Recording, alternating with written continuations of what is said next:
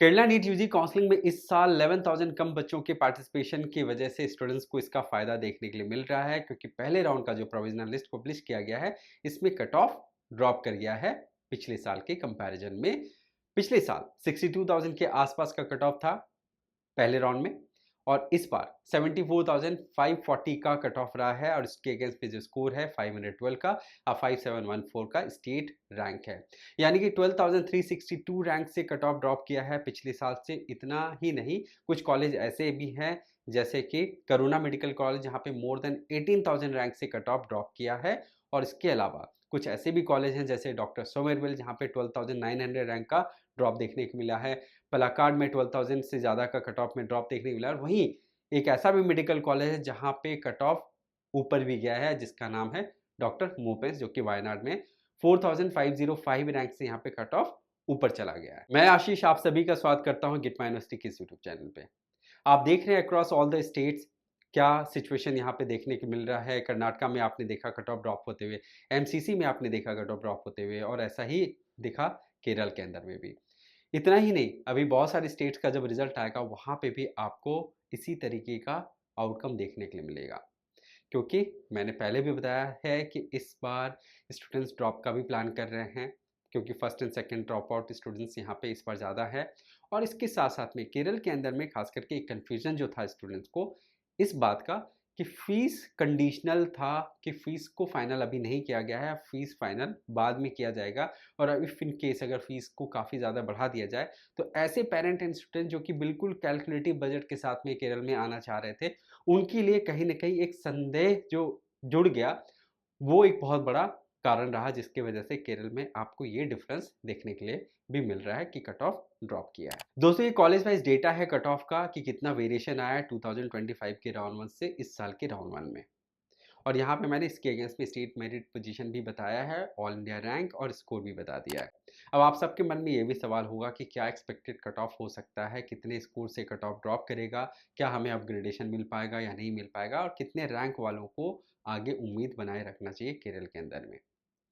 अब यहाँ पे देखिए कट ऑफ का जो वेरिएशन है, सबसे लीस्ट कट ऑफ में ड्रॉप आया है 1587 रैंक से जुबली मिशन में, और इसके बाद में 2900 रैंक का डिफरेंस आया है श्री नारायण, जो कि एर्नाकुलम में, जो कि बताता है कि लोगों ने सिटी को ध्यान में रख करके इस कॉलेज को मार्क किया है, और ज़्यादा से ज़्यादा लोगों ने इस कॉलेज को अपनी प्रेफरेंस में रखा है, जिसकी वजह से इतना ज़्यादा डिफरेंस आया है।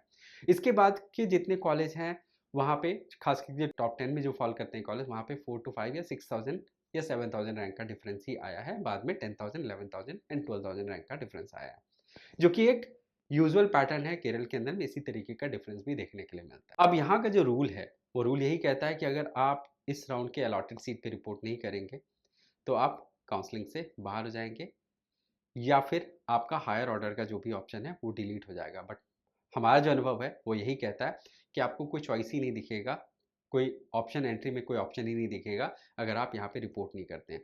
तो यानी कि जो रिपोर्ट नहीं कर रहा है वो बाहर है, जो रिपोर्ट कर रहा है वो काउंसलिंग में बना रहेगा।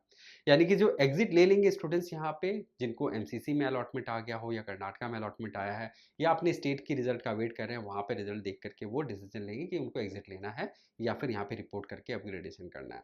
आप सबको बताऊं कि एक रास्ता और बनता है आप सबके लिए, कि अगर आपको लगता है कि आप कंफ्यूज हैं कि हम एग्जिट लें या फिर रिपोर्ट करें, क्योंकि आप अभी अनश्योर हैं कि आपको बाकी जगह पे ऑप्शन मिल रहा है या नहीं मिल रहा है, तो वैसे केस में अगर आप राउंड 2 तक जाना चाहते हैं तो एक ऑप्शन ये होता है कि आप रिपोर्ट कर लीजिए, और रिपोर्ट करने के बाद राउंड 2 में अगर कहीं पे आपको सीट मिलता है तो वैसे केस में आप यहाँ से विड्रॉल ले सकते हैं, एक मिनिमम पेनल्टी पे करने के बाद में। तो ये सबसे बेस्ट एंड सेफेस्ट सॉल्यूशन है आप सबके लिए। अब चूंकि ये जो रूल है काफ़ी कॉम्प्लेक्स है, इसकी वजह से बहुत ज़्यादा आप एक्सपेक्टेशन नहीं रख सकते कि कट ऑफ बहुत ज़्यादा ड्रॉप करेगा।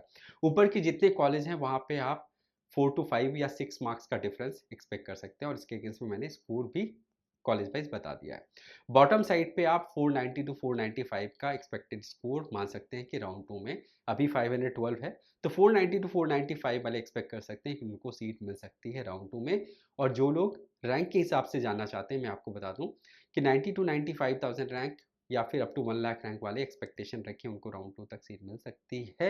अगर राउंड 3 तक जाते हैं तो 1 लाख 1,05,000 वालों को भी सीट मिलने की प्रोबेबिलिटी है, बट वो रिस्की है। उस समय आपको भी ध्यान रखना है कि कोई बैकअप आपका प्लान होना चाहिए अगर आप ड्रॉप नहीं करना चाहते हैं। आगे काउंसलिंग में हमारे साथ में प्रोसेस में बने रहिए। रिपोर्टिंग की प्रोसेस के ऊपर में जो भी अपडेट आएगा तो मैं आप सबको ज़रूर बताऊँगा।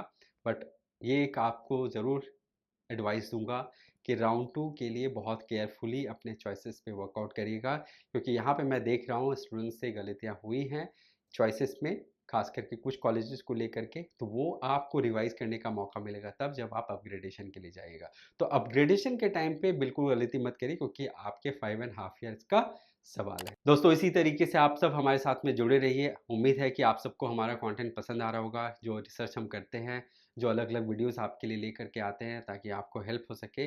और आप सबको एक स्पेशल वोट ऑफ थैंक्स हमारी टीम की तरफ से, हमारी तरफ से है कि आप सबके सपोर्ट से हमारे चैनल पे 1 लाख सब्सक्राइबर रीच हो गए हैं, और ये आप सबका ही सपोर्ट है जिसकी वजह से ये हम लोग कर पाए हैं।